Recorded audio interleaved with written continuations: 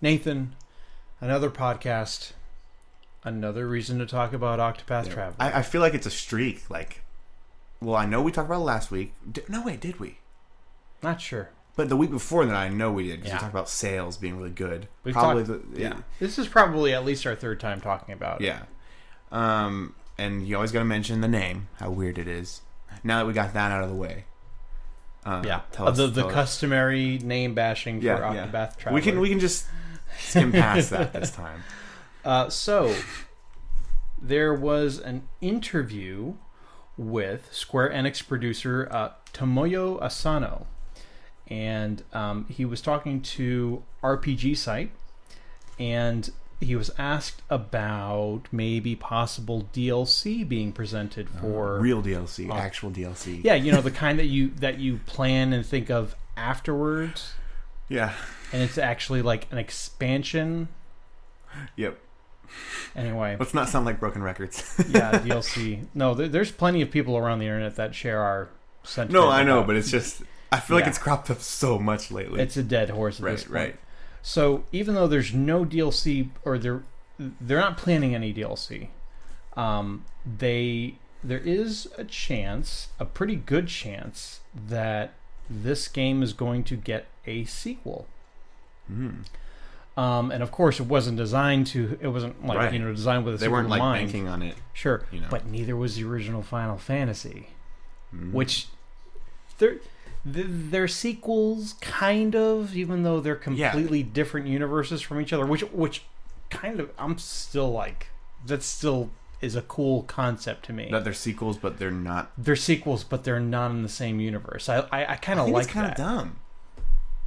Well, but then you have sequels to some of them. Right. I guess it makes sense if you want to make a game that's clearly just like this other game. Yeah. But you don't want to make a continuation of the story. No, you want to tell a whole new story with all I the guess characters. it's just weird because you think of a sequel from the movie or book standpoint where it literally is just a continuation. It's unique. Yeah. In that it's kind of it's like I really can't think of anything that compares to it, but it is really unique. So maybe Octopath Traveler could go the same route where we have a similar setup told, where we've got 8 or so. You could call something else like. What about Octopath Traveler, where it's 5 people instead? Well, you got 8 already, so I think you can't go below 8. Let's go hecto. What would be the word for 9? I don't even know what that is. Which is 10. Or what is 9? Is there 9? I want to say.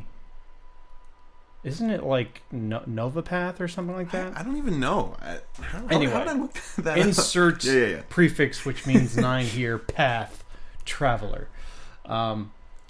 So yeah, they are. But it just being just talking about a possible sequel. He did say, we still cannot say anything concrete yet, but we've just started talks on how a sequel ought to be.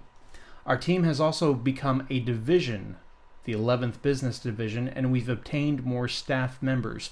I think we want to release some sort of game that can be enjoyed by everyone every year from here on. Oh, wow. It's Novum, by the way. Novum or it is Nova. Yeah, you're right. Nonus or Novum? Do you know how I know that? No. November. October. Clever. Even though October is the 10th month, we had 2 months added. Do you know what they are? I'm going to guess January. Nope, they're both in the summer. Oh. June. Nope. May. Summer. August. Yes, that's one. June is not summer? June is summer. May is summer. May is not summer. May is spring. Oh, right. Because the first day of summer is like mid-June. June is summer, but it's not one of the two So months. It's August and July. August and July. You know why? No. Caesar Augustus Julius Caesar. He just... According to the Roman calendar, they added a couple of months. Oh, okay. Just for those two guys. Weird. Kind of weird. November. So we used to just have a 10-month calendar. Now we have a 12-month calendar. And now November's 11th instead of the 9th. Yeah. Fascinating. You learned something. Hey, we're educational. We try to be educational as well. So with this, so to me this kind of tells me like if they want to do like a yearly RPG in this style, it's not going to become stale like Assassin's Creed or Call of Duty.